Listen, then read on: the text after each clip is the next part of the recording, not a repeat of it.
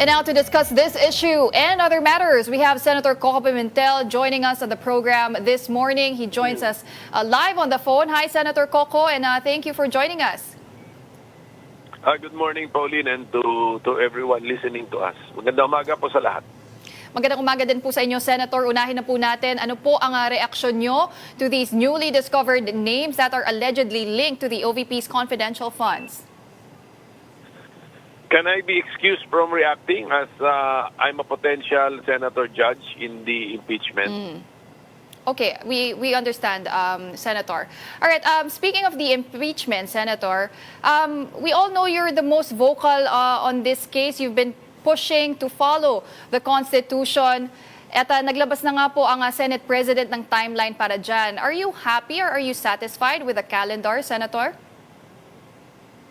Well, the calendar proposed by the Senate President still starts on June 2, 2025. So that is precisely my objection, that we could start earlier than June 2 because we do not need to wait for Senate to be in legislative session. We can always formally pa rin, we can formally and officially open the Senate as an impeachment court. So yun. So we do not have to wait for June 2, and we do not need for the President to call the so-called special session, because this is what we need to hold is a Senate-only session, because we do not need to inconvenience the House, because the House is not the Senate it's not the impeachment court. Only the Senate is. So let us not get confused with the so-called special session, which refers to calling for a legislative session which involves the Senate and the House. What the Senate needs to do is to convene to call a Senate-only session. Senate-only, hindi na namin kailangan bulabugin pa ang House. That's why those who are justifying the situation take advantage of the term special session, because that is found in the Constitution, but that refers to a special legislative session where both houses are called back to their plenary, to their session hall, so that they will have session. Hindi yan yung solusyon. Ang solusyon namin is a Senate-only session, and then we will now formally declare that we are now, the body now is the Senate Impeachment Court.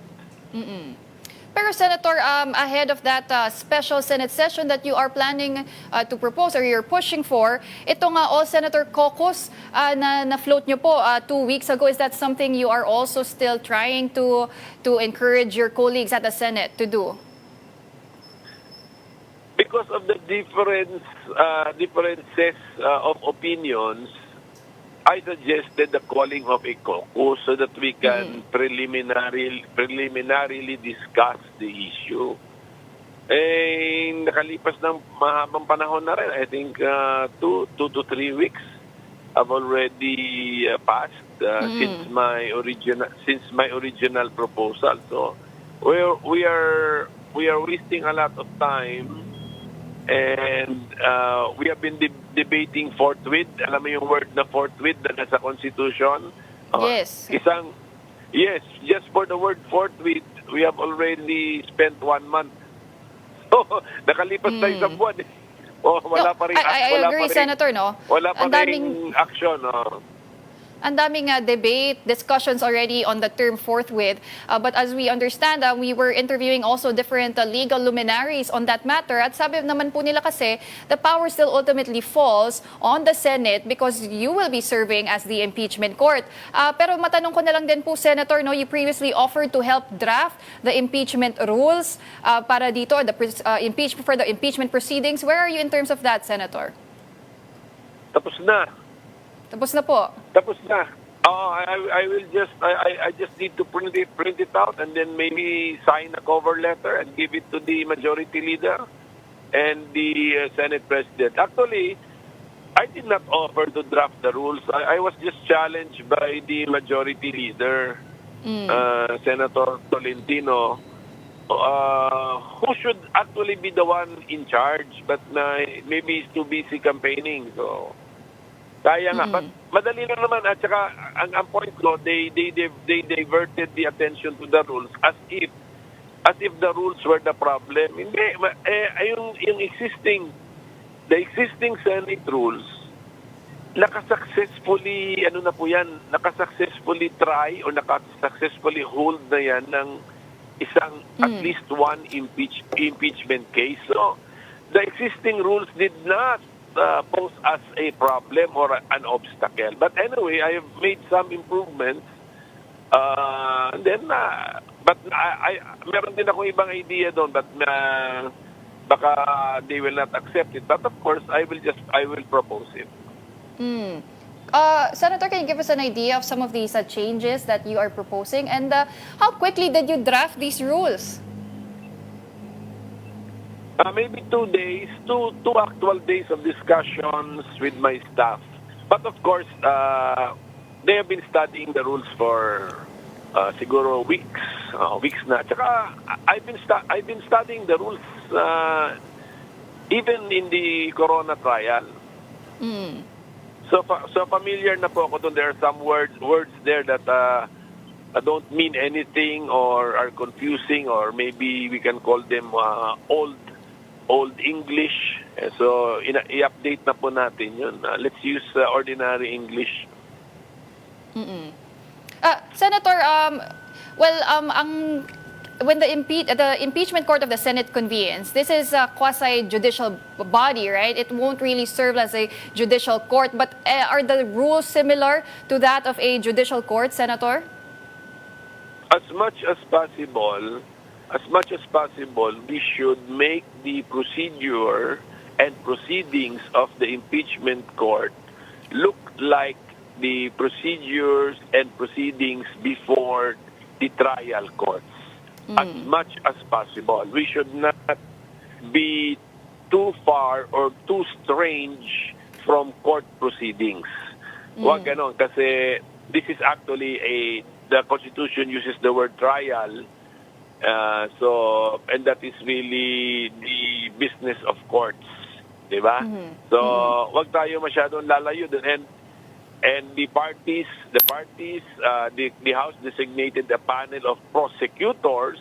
The impeached official is entitled to counsel. So most likely, the persons appearing for the House and for the impeached official would be persons who also appear before the court. Ganun yun eh. So let us not invent too strange a procedure or a proceeding. So ganun lang tayo. We will look like a court proceeding, but since ang sinabi ng Constitution, trial by the Senate shall forthwith proceed, ang ating proposal is we do away with preliminary hearings or preliminary steps which delay or defer the date of the trial. Because if we really look at the spirit of the Constitution, mag-trial na agad. So trial na. Tanggalin na natin yung after. So we will give the impeached official the chance to answer, to file his or her answer. And then we will require, ito yung medyo new feature because I want, in my proposal, I want the impeached official to enter a plea of guilty or not guilty to each article of impeachment. Okay, hindi clear yan hindi yan clear sa present rules. But the present rules require the attendance or the presence of the impeached official, especially on the first day. So there must have been a reason bakit, di ba? So because the impeached official will be excused for the other trial dates. So okay ka na, you can opt not to attend, but of course you will be represented by your counsel or your lawyer. So, but on the first day you're required to attend. So there must be a reason why we are requiring you to attend. So yun na lang, nilagay ko yung reason, and it will now look like a court trial, diba? More on the criminal trial side.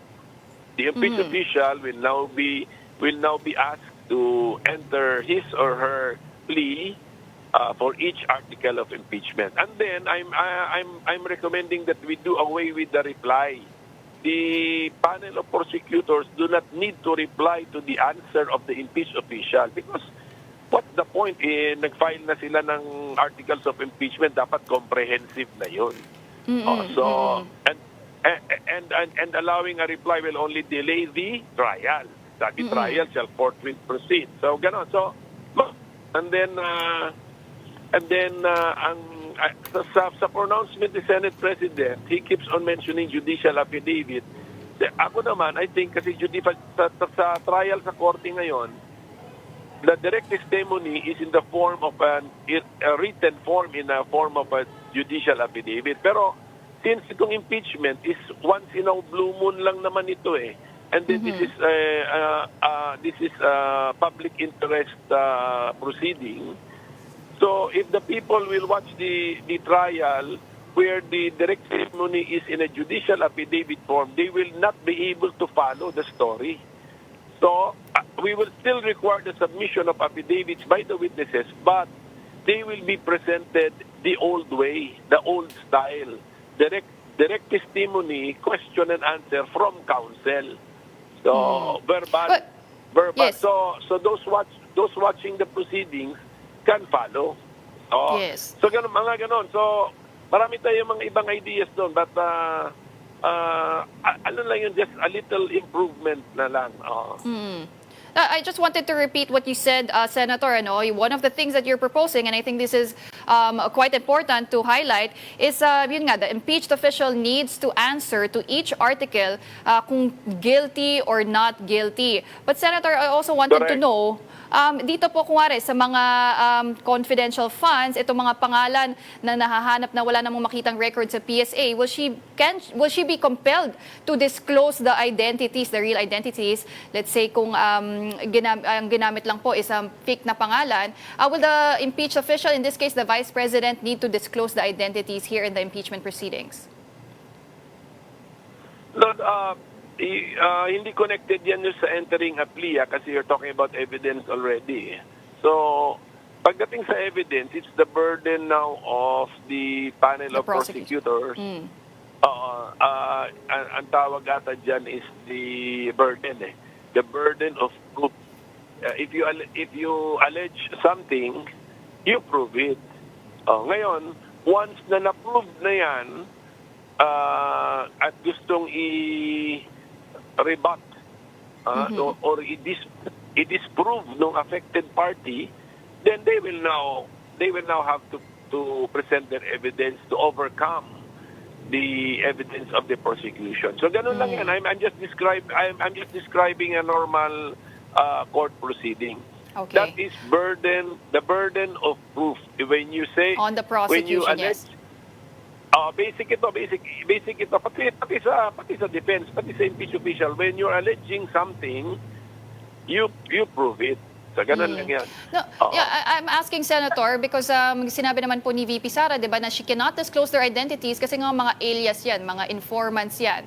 So that's why she didn't really disclose yung identities kahit sa mga House hearings. So I was wondering if she will be compelled now in an impeachment proceeding to disclose that. But okay, Senator, we're running out of time, but I also wanted to ask you something on a different matter. Senator Riz Ontiveros has said that she will nominate you po to serve as a member of the Commission on Appointments once Congress resumes on June 2.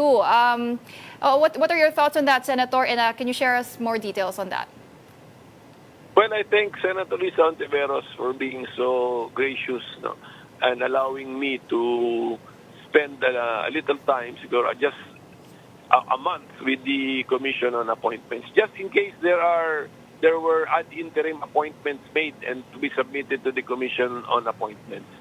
So, yun lang po, because dapat kasi yung CA sharing kami ni Senator Risa sa 3 years, 1.5 years siya, 1.5 years ako. But hindi ko na po, I did not ask for my 1.5 years. I let her stay in the Commission on Appointments. So she's giving me at least the last month, just in case there have been ad interim appointments made by the President. Okay, well, Senator, your term in the Senate will be ending, and you are running now for the midterm elections as a 1st District Representative. Mga ngamusta lang po kami, Senator, sa inyong paghahanda para sa inyong kampanya. Yes, 1st District of Marikina City. Maganda, napakasaya ng local campaign. March 28 na naman officially mag-start. But nakikita ko magandang difference from national to local. Sa pagdating sa local, you get to know the people quite well. I mean, they become your friends. Yes. You see each other multiple times. So, unlike sa national, parang nadadaanan mo lang yung lugar. The next time you see the people you've met during the campaign would be, it's either you're already in office, diba? Or tapos na yung election. But in a local campaign, napakasaya. You really get to know the people. And then, yung mga actual problems na alam kong problema ng taong bayan. Ngayon, kumpirmado talaga na tunay na problema ng taong bayan. Senator, quickly, ano po yung mga problema na yon sa Marikina? You meet people with actual problems. Alam mong talaga, health, kalusugan, marami talagang nangangailangan ng assistance. Sa mata, alam niya, may mga problema sa mata. And then of course, marami tayong mga kababayan na immobile na, hindi na makalakad, so nasa bahay na lang po. So kailangan talaga isipin ng ating mga hospital, meron pala sila dapat unit na pang-outreach unit. Kaya ito yung, kasi ang hospital lang sa mind ko parang passive lang sila, may ER sila, then they wait for the patient. Pero dapat mga hospitals may outreach unit tayo, specialized outreach unit. You can have patients not in the hospital but in their homes. Andun yung mga pasyente na sa bahay kasi hindi na nga sila mobile. Marami yan. So we need to pay attention to this. All right. Well, thank you very much for joining us this morning and sharing all your insights. That was Senator Koko Pimentel.